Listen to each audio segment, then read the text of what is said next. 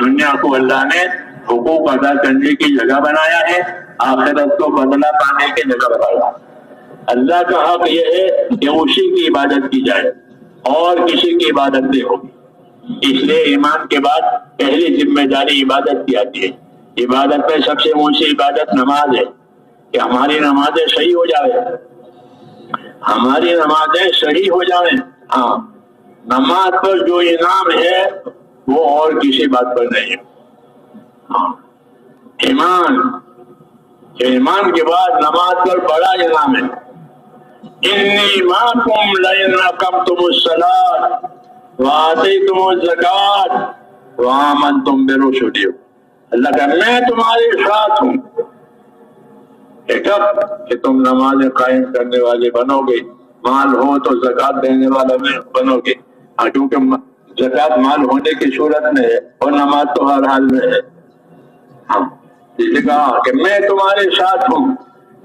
ظاہر بات ہے خدا اپنے خدائی کے ساتھ، اپنے قدرت کے ساتھ، ہمارے ساتھ کتنا بڑا انعام ہے۔ وہ کس پر ہے؟ کہ نمازوں پر ہے۔ اس لیے بڑی عبادت ہے امت میں، یہ بڑی عبادت، بڑا انعام کہ انی معکم لئن اقمتم الصلاۃ، میں تمہارے ساتھ ہو جاؤں گا۔ اللہ کہتے میری مدد، میری قدرت تمہارے ساتھ اگر تم نمازوں کو قائم کرو گے۔ تو نمازوں کا قیام تمام مسلمانوں پر عدل اطلاق ہے، غریب ہو، امیر ہو، بیمار ہو، تندرست، بہرحال زکوٰۃ کا مالداری کی وجہ سے ہے، نہیں تو نہیں ہے۔ ہاں، نماز عدل اطلاق ہے۔ اس لیے ایمان کے بعد زندگیوں کو سنوارنے والی اور اللہ کی مدد لینے والی کوئی عبادت ہے تو وہ نماز ہے۔ اس لیے اس راستے میں چلنے والوں کی نمازیں خاص طور سے اچھی ہونی چاہیے۔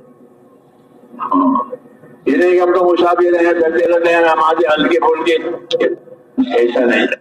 سفر میں سفر کے طریقے ہیں، حضر میں حضر کے طریقے ہیں۔ ہاں، یہ بات ہے کہ سفر میں سفر کے طریقے ہیں، حضر میں حضر کے طریقے ہیں۔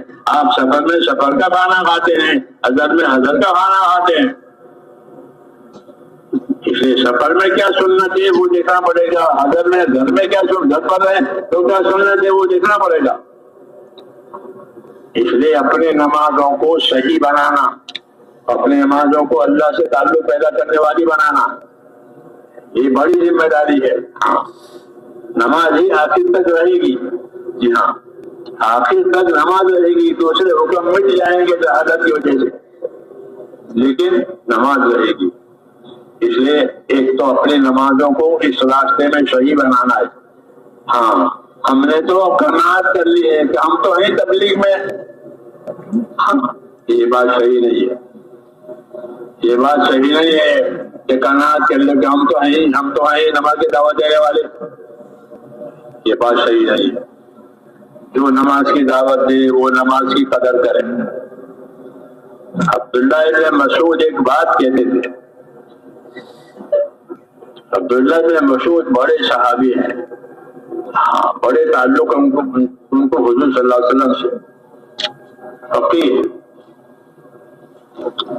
وہ فرماتے تھے کہ جو آدمی یہ چاہتا ہو کہ کل اللہ سے ایمان کی حالت میں ملاقات مجھ سے ہو،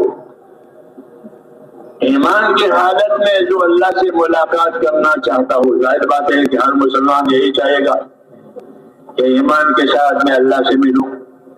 ایسا کون ہوگا جو کفر کے ساتھ اللہ سے ملنا چاہے، گناہوں کے ساتھ اللہ سے ملنا چاہے؟ تو یہ ترغیب ہے کہ جو یہ چاہتا ہو کہ کل اللہ سے ایمان کی حالت میں ملاقات کرے تو اس کو کیا کرنا چاہیے کہ وہ نمازوں کو جا کر کے مسجدوں میں پڑھے جہاں اذان ہوتی ہے۔ نمازوں کو وہاں جا کر پڑھے جہاں اذانیں ہوتی ہیں، یعنی مسجدوں میں جا کر نماز پڑھے، کوئی دعوت دیتے کہ اذان بھی ہوگی، اقامت بھی ہوگی، وہاں جا کے نماز پڑھے۔ کیوں کہ فرمایا نماز با جماعت جو ہے وہ تمہارے نبی کی سنت ہے۔ نماز تو فرض ہے درجے میں، لیکن آپ کی عادت اور آپ کی سنت یہ تھی کہ آپ نماز با جماعت مسجد میں ادا کرتے تھے۔ یہ معنی ہے سنت ہے. جو تہجد پڑھنا آپ کی سنت ہے، چاش کی نماز پڑھنا آپ کی سنت ہے، یعنی آپ کا طریقہ ہے کہ آپ سفر میں بھی چاش کی نماز پڑھتے تھے، ہاں سفر میں تہجد پڑھتے تھے، حالانکہ وہ نماز تو نبی ہے لیکن آپ کی سنت ہے، یعنی آپ کا طریقہ یہ کار ہے کہ آپ تہجد بھی پڑھتے تھے، آپ چاش کی نماز بھی پڑھتے تھے.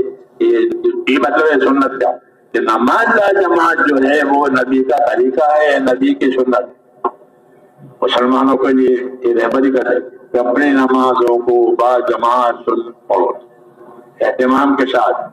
نماز کے لیے جتنا اہتمام کیا جائے گا، جتنا انتظار کیا جائے گا، وہ نماز کبھی ہوگی. مولانا الیاس صاحب فرماتے تھے کہ جو نماز بغیر انتظار کی ہوگی وہ خوشی ہوگی. جیسے کوئی چلتی گاڑی پہ سوار ہو جاوے، گاڑیاں چلتی ہیں تو لوگ دوڑ کے پکڑ جائیں، کہ ایسا نہیں، بلکہ نماز انتظار کے ساتھ، نماز اہتمام کے ساتھ پڑھ. ہاں یہ تقاضا ہے نا. تو ابن مسعود یہ کہتے تھے کہ جو اللہ سے ایمان کی حالت میں ملاقات کرنا چاہتا ہو وہ نمازوں کو وہاں جا کر پڑھے، اذان اور اقامتیں ہوتی ہیں باجماعت پڑھتی ہیں. تو باجماعت نماز پڑھنے کا اثر یہ ہے کہ اللہ سے ملاقات ہوگی، اس حال میں کہ اللہ راضی ہوگا. یہ فضیلت بتائی.